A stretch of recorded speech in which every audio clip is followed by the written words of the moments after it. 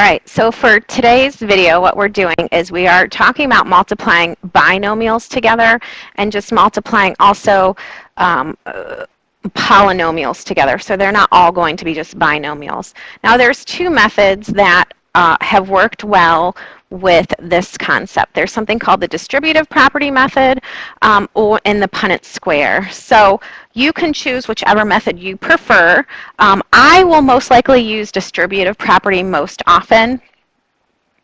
So if we go ahead and get started with example number one. With example number one, with distributive property, what I mean by that is I'm going to go ahead and take my first set of parentheses and break that apart. So I'm going to take the first term of my first set and then multiply it by both terms of my second set.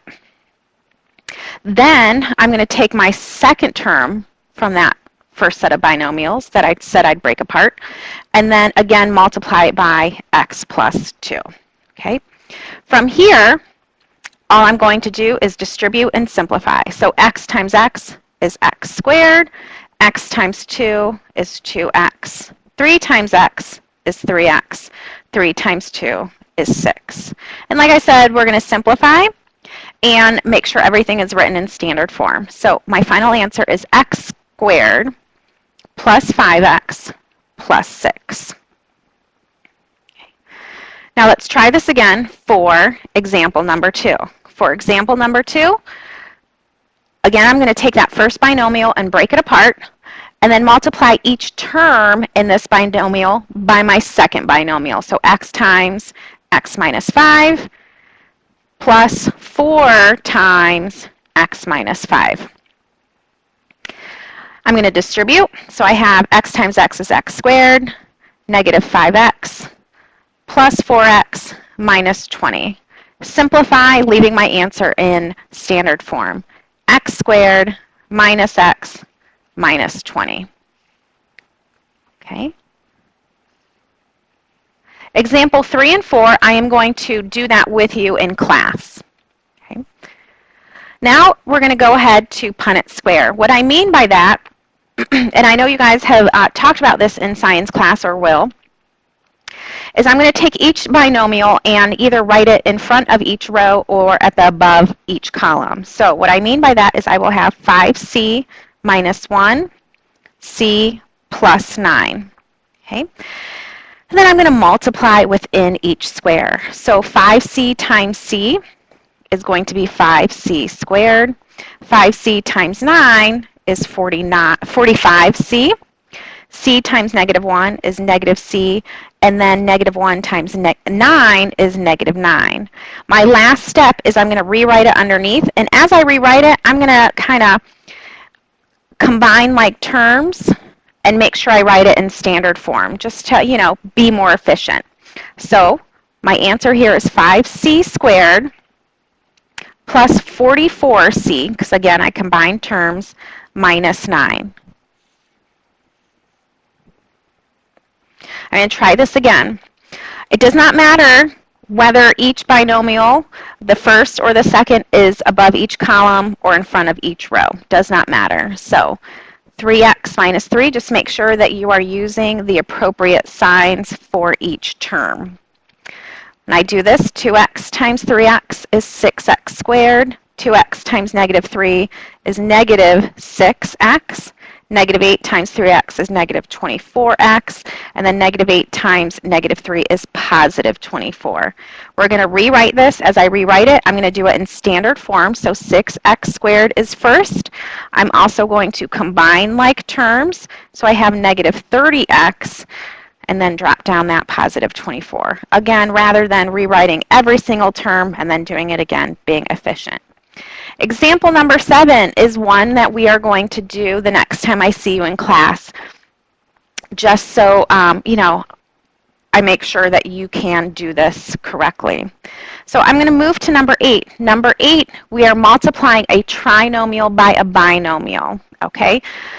So the first way that I'm going to do this is using the distributive property, the way I showed examples 1 and 2. So I'm going to take x and 3, break it apart, and multiply each term of the trinomial by x. So what that will look like is this, x times x squared minus 5x. Now I'm going to do the same thing with positive 3, x squared minus 5x plus 7. I distribute, so I have x to the third minus 5x squared plus 7x.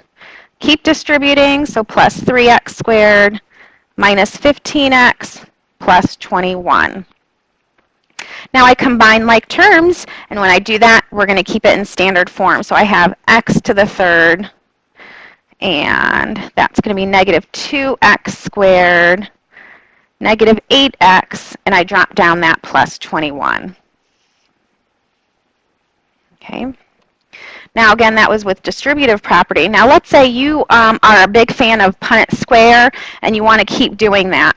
Well, you can create a Punnett square, just make it bigger to fit this all in. So if I have x squared minus 4x minus 5, you know, when I create my columns, I just add that extra 1 to fit it all in.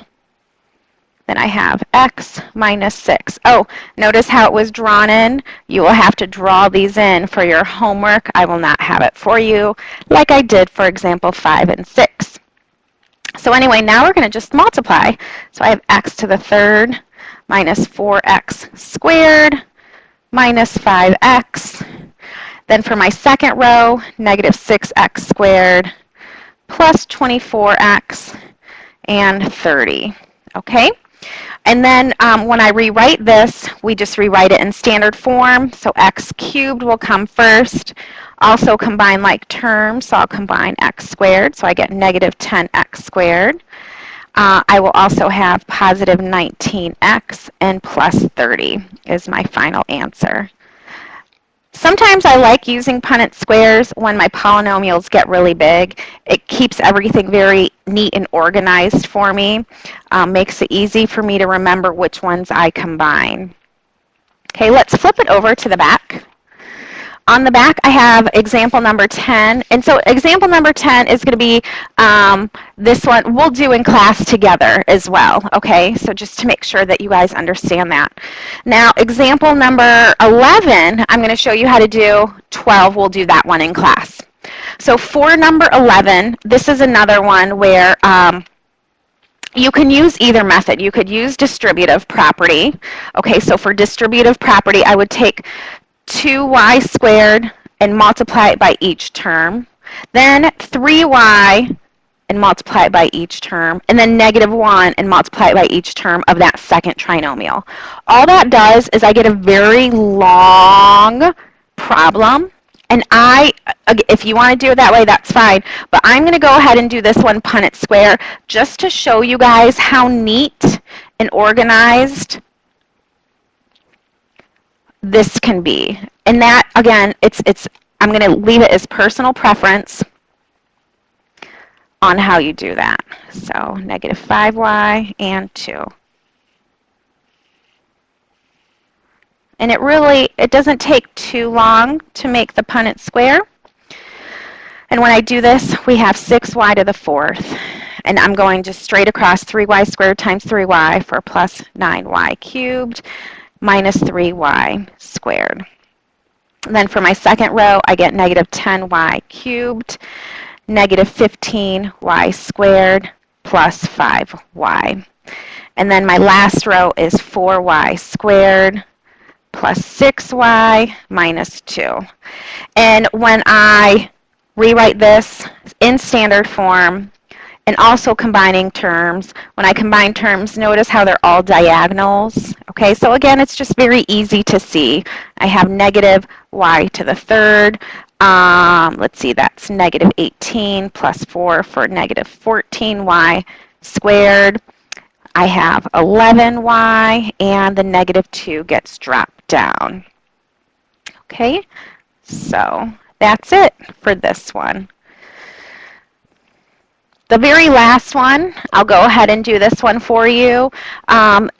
Just applying what we're doing. We're going to find the area of the shaded region. So hopefully this looks familiar from our previous notes, where we are going to find the whole area of the outside rectangle, find the area of our inside rectangle, and then find the difference to find just the shaded region. So what I said was area of the outside minus area of the inside.